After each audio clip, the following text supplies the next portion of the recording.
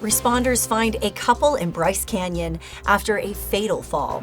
2 hospitalized after driver veers through a fence. And your daily weather forecast with highs, lows, and everything you need to know for the days ahead. You're watching St. George News at 5, brought to you by our studio sponsor, We Win Injury Law. Good afternoon, I'm Monica McLaughlin.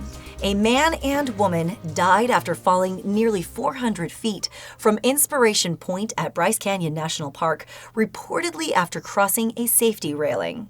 For more on the recovery efforts and what Garfield County investigators are saying, here's Leah Call. Garfield County Sheriff's Office responded to a fatal incident at Bryce Canyon National Park involving a man and woman who fell from Inspiration Point on Tuesday.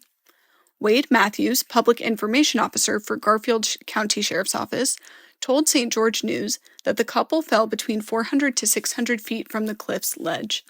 The pair had allegedly climbed over the safety railing at the scenic overlook, Matthews said. The incident was discovered midday and recovery teams were headed to the scene at 1:50 p.m. Thanks, Leah.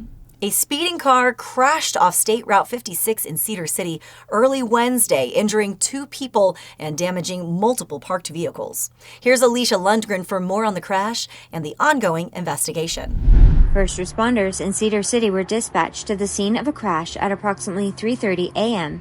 after a blue Honda Civic crashed through a fence on State Route 56 Monday morning, Cedar City Police Sergeant Brian Moore told Cedar City News.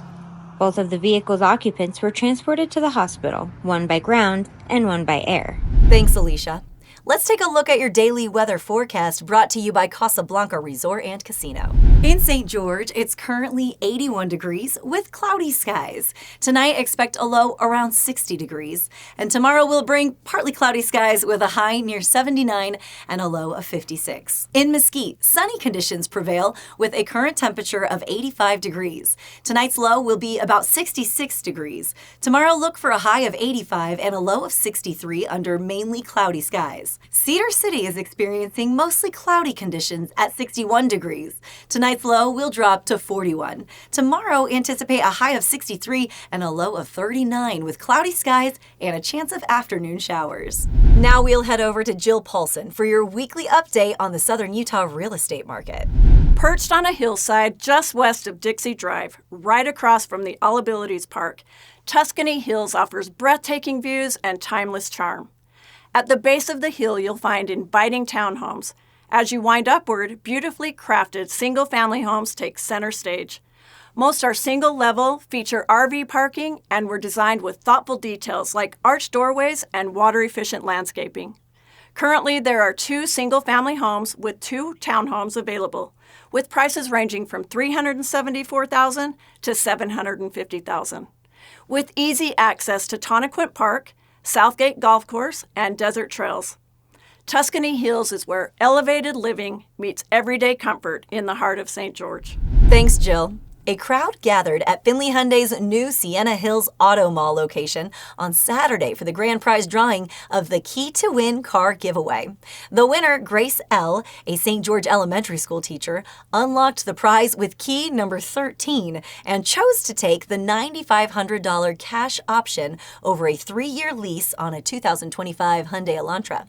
Grace said the prize comes at the perfect time as she and her husband are expecting their first child this fall. Hurricane City leaders laid out plans for growth, infrastructure, and water conservation during this year's State of the City address at Litchfield Recreation Center.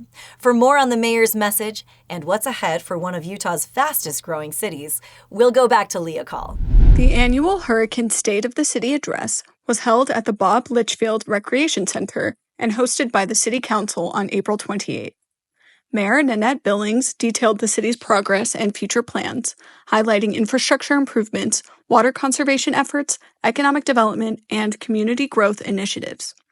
Over the past year, Hurricane issued 551 building permits, including 289 for single-family homes, 142 for townhomes, and 56 for commercial buildings.